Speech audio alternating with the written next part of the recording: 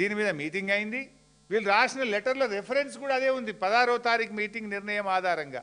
ఇప్పుడే మీరు చూసిండ్రు నిమ్మల గారు ఏం చెప్పిండ్రు, 16వ తారీఖు మీటింగ్లో మేము గోదావరి బనకచెర్ల అంశంలో టెక్నికల్ ఇష్యూస్ను పరిష్కారం చేయడానికి కమిటీ వేస్తున్నాము అన్నాడు. అంటే ఇప్పుడు కమిటీ కూడా పడ్డది. అంటే మీటింగు పోను అన్నాడు, మీటింగ్ పోయిండు. సంతకం పెట్ట అన్నాడు, సంతకం పెట్టిండు. మీటింగ్లో ఎజెండాలో లేనే లేదన్నాడు, ఎజెండాలో ఉన్నది. కమిటీ వేయ అన్నాడు, కమిటీ కూడా వేసేసిండు. ఆ కమిటీకి ఎవరు వేసిండు అంటే దొంగ చేతికి తాళం చేయిలు ఇచ్చినట్టు తెలంగాణ ద్రోహి, తెలంగాణకు వ్యతిరేకంగా రాయలసీమ లిఫ్ట్ ఇరిగేషన్ ప్రాజెక్టు కట్టిన వ్యక్తి, మన పాలమూరు మీద గ్రీన్ ట్రిబ్యునల్కు పోయి కోర్టులో పాలమూరు ఎత్తిపోతల పథకాన్ని ఆపినటువంటి వ్యక్తి, ఈవెన్ లాస్ట్కు గ్రీన్ ట్రిబ్యునల్ కూడా రాయలసీమ లిఫ్ట్ ఇరిగేషన్ మీద పనులు జరుగుతలేవని, పనులు జరుగుతుంటే ఇదే ఆదిత్యనాథ్ దాస్ను జైల్లో పెట్టమని చెప్పి గ్రీన్ ట్రిబ్యునల్ హెచ్చరించింది. అంటే తెలంగాణ జలదోపిడికి ఇవాళ కీలకమైన వ్యక్తి ఎవరంటే ఆదిత్యనాథ్ దాస్. రాయలసీమ ఎత్తిపోతల పథకాన్ని పూర్తి చేయడానికి కోర్టులను తప్పుదోవ పట్టించిన వ్యక్తి ఆదిత్యనాథ్ దాస్. పోతిరెడ్డిపాడుకు సూత్రధారి ఆదిత్యనాథ్ దాస్, గోదావరి బనకచెర్లకు సూత్రధారి ఆదిత్యనాథ్ దాస్, తెలంగాణ ప్రాజెక్టులకు వ్యతిరేకంగా 100కు పైగా లేఖలు రాసి తెలంగాణ ప్రాజెక్టులను అడ్డుకున్నది ఆదిత్యనాథ్ దాస్, పోలవరం బనకచెర్ల నల్లమల్ల సాగర్ ప్రాజెక్టులకు సూత్రధారి ఆదిత్యనాథ్ దాస్. ఆ ఆదిత్యనాథ్ దాస్ను చంద్రబాబు నాయుడు గారు సూచిస్తే రేవంత్ రెడ్డి గారు రాష్ట్ర ప్రభుత్వ సలహాదారుడిగా నియమించుకున్నాడు. ఇవాళ చంద్రబాబు నాయుడు సూచిస్తే గోదావరి బనకచెర్ల ప్రాజెక్టులో ఆయనను కమిటీ చైర్మన్గా పెట్టి దొంగ చేతికి తాళాలు ఇచ్చిండు రేవంత్ రెడ్డి. ఎంత దుర్మార్గం ఇది! అంటే మీరు గోదావరి బనకచెర్లకు ఇవాళ జెండా ఊపుతూ తెలంగాణ గొంతు నలుపుతున్నారు. మీరు తెలంగాణ ద్రోహి రేవంత్ రెడ్డి, ఆనాడు ఉద్యమ ద్రోహి, ఇవాళ నీళ్ళ ద్రోహి రేవంత్ రెడ్డి అని చెప్పి నేను ఆరోపిస్తూ ఉన్నాను.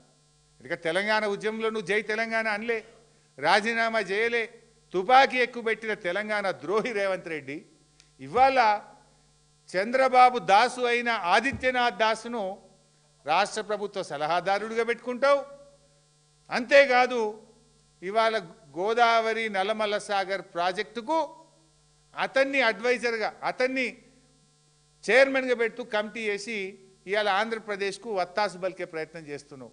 Can we expect Adityanath Das తెలంగాణకు మేలు చేస్తాడా? ఆయన ఆంధ్రప్రదేశ్కు 10 ఏళ్ళు జలవనరుల శాఖ కార్యదర్శి, ఆంధ్రప్రదేశ్ చీఫ్ సెక్రటరీ, తెలంగాణ ప్రాజెక్టులకు వ్యతిరేకంగా 100 ఉత్తరాలు రాసిన వ్యక్తి, తెలంగాణ ప్రాజెక్టులను అడుగడుగున అడ్డుకున్న వ్యక్తి. అటువంటి వ్యక్తిని అసలు సలహాదారుడు పెట్టుడైంది. ఈ గోదావరి బనకచెర్ల కమిటీ వేసుడే తప్పు. ఆ కమిటీకి ఆదిత్యనాథ్ దాస్ను చైర్మన్గా పెట్టడం అంటేనే నువ్వు తెలంగాణ ద్రోహివి.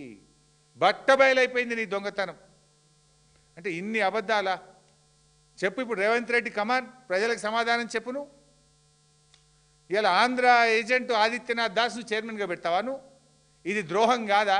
ఇది తెలంగాణ ప్రజలను దగా చేయడం కాదా? ఇది ఆంధ్రాకు దాసోహం కాదా? ఇంకా జోక్ చెప్పాలి మీకు. సుప్రీంకోర్టులో కేసు వేసినామంటారు. ఎప్పుడు వేసింది కేసు? సుప్రీంకోర్టులో కేసు ఎప్పుడు వేసింది తెలుసా బైసాబ్? ఇది గోదావరి నల్లమల్ల సాగర్కు టెండర్, గోదావరి నల్లమల్ల సాగర్ ప్రాజెక్టుకు ఆంధ్రప్రదేశ్ ప్రభుత్వం పిలిచిన టెండర్. ఈ టెండర్లు bid submission closing, tender last date 11 December 2025. Godavari Nallamala సాగర్కు టెండర్ పిలిచింది Andhra Pradesh. Tender last date 11th December. ఈయన కోర్టుకు ఎప్పుడు పోయింది తెలుసా బైసాబ్? మంచిగా అదంతా అయిపోవాలి కదా. 16 డిసెంబర్కు కోర్టుకు పోయిండు. అంటే టెండర్ అయిపోయేదాకా, బిడ్లు అయిపోయేదాకా 16 డిసెంబర్కు కోర్టుకు పోయిండు. ఇంత దుర్మార్గమా? ఇక్కడ ఇంపార్టెంట్ పాయింట్ ఏంటంటే 16 డిసెంబర్కేమో కోర్టుకు పోయిండు, 23 డిసెంబర్కేమో కమిటీ వేస్తూ ఉత్తరం రాసిండు. ఇక్కడ 2 విషయాలు మీరు మంచిగా అర్థం చేసుకుంటే, ఫస్ట్ ఏమో టెండర్ అయిపోయేదాకా సహకరించి అసలు టెండర్ ప్రక్రియ ఆపాలని కోర్టుకు పోకుండా టెండర్ 11వ తారీఖు అయిపోతే 16వ తారీఖు నాడు సుప్రీంకోర్టులో ఫైల్ చేసిండ్రు. అయితే ఇక్కడ ఈ కోర్టులో నామమాత్రం ఇది తూతూ మంత్రం. నువ్వు ఏదంటారు చూడు, నువ్వు కొట్టినట్టు చేయి, నేను ఏడ్చినట్టు చేస్తా అనేది ఉంటుంది కదా, అట్లున్నది కథ ఇది. ఈ 16వ తారీఖు నాడు కోర్టులు వేసిండ్రు. కోర్టులు వేసి 23వ తారీఖు నాడు కమిటీలో అపాయింట్ చేస్తూ లెటర్ కేంద్ర ప్రభుత్వానికి రాసిండ్రు. అంటే ఇక్కడ ఏమైపోద్ది, కేంద్ర ప్రభుత్వం కానీ ఆంధ్రప్రదేశ్ ఏమంటుంది, ఈ గోదావరి నల్లమల్ల సాగర్ మీద, గోదావరి బనకచెర్ల మీద మేము మాట్లాడుకుంటున్నాము, తెలంగాణ ఒప్పుకున్నది, ఒప్పుకోవడమే కాకుండా ఈ సమస్య పరిష్కారానికి కమిటీని అపాయింట్ చేస్తూ మాకు ఢిల్లీకి ఉత్తరం రాసింది, మేము మాట్లాడతాము అని కేంద్ర ప్రభుత్వం అంటుంది సుప్రీంకోర్టులో. ఆంధ్రప్రదేశ్ కూడా ఏమంటుంది, ఇది మీ కోర్టుల కేసు వేసింది 16 తారీఖు, కానీ కమిటీ వేసింది 23 తారీఖు. కోర్టుది మొదలు, కమిటీది లేటెస్ట్ కనుక కమిటీదే కరెక్ట్, కోర్టుది నల్ అండ్ వైడ్ అయిపోతుంది. కోర్టులో జల్లుతుంది. ఇక 16 తారీఖు ఏమో కోర్టులో కొట్లాడటానికి కేసు వేస్తుంది, 23 తారీఖు నాడేమో మాట్లాడుకుందామని కమిటీ వేస్తుంది. ఇప్పుడు ఢిల్లీ ఏమంటుంది, ఇప్పుడు ఈ సుప్రీంకోర్టు నోటీసులు ఎవరికి ఇస్తుంది, ఆంధ్రప్రదేశ్కు కేంద్ర ప్రభుత్వానికి ఇవ్వాలి. వాళ్ళు ఏమంటారు, అదిగో మాకు ఢిల్లీకి మొన్ననే ఉత్తరం రాసిండ్రు, మీ కోర్టులో కేసు వేసినాక 23వ తారీఖు ఉత్తరం రాసిండ్రు, మాట్లాడుకుంటున్నాం, మేము పరిష్కరించుకుంటున్నాం, ఇది మొదలు కోర్టుల కేసు వేసిండ్రు, తర్వాత మాకు ఉత్తరం రాసిండ్రు అంటారు కదా. అప్పుడు కోర్టులో నీ కేసు వీక్ కాదా, court case null and wide కాదా?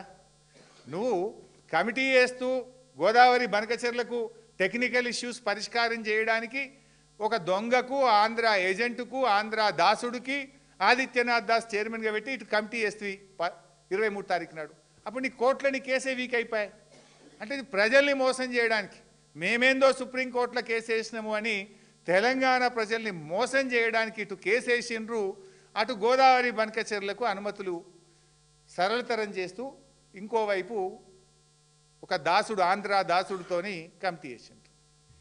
ఇక ఇంకా డేంజరస్ పాయింట్, లాస్ట్ పాయింట్, అసలు ఈ ప్రభుత్వం ఎంత మొద్దు నిద్రపోతుందంటే చాలా బాధతో మాట్లాడుతున్నా, నేను ఆవేదనతో మాట్లాడుతున్నా. రాజకీయాల కోసం అసలే మాట్లాడతలేదు, రాజకీయాల గురించి మాట్లాడతలేదు.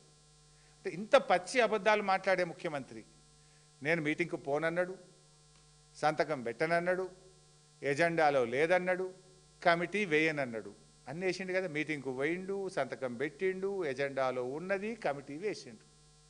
ఇంకా బాధ కలిగే అంశం ఏంటంటే, ఇప్పుడు ఇలా పాయింట్ మీకు ఇందాక ఒక పాయింట్ చెప్పిన, గోదావరి బనకచెర్ల అయినా, గోదావరి నల్లమల్ల సాగర్ అయినా తీసుకుపోయేది తెలంగాణ నీళ్లు, జరిగేది తెలంగాణ జలదోపిడి.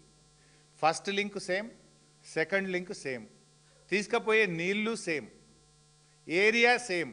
అప్పుడేమో కృష్ణల కలిపి తీసుకుపోయినరు, ఇప్పుడు కృష్ణల కలిపితే ఎగువ రాష్ట్రాలకు హక్కు దొరుకుతుందని కృష్ణల కలపకుండా టనల్ కొట్టి పట్టుకపోతుండ్రు, నీళ్ళుగా అవే. ఇప్పుడు చాలా ఇంపార్టెంట్ డాక్యుమెంట్, కనీసం మనోళ్ళ దగ్గర ఈ డాక్యుమెంట్ కూడా లేదు. ఇది రాష్ట్ర ప్రభుత్వం నిద్రపోతున్నది. నిద్రపోతున్నట్టు నటిస్తుందా నాకైతే అర్థమవుతలేదు. జనరల్గా తెలంగాణ సోయున్నోడైతే, తెలంగాణ పాలకుడైతే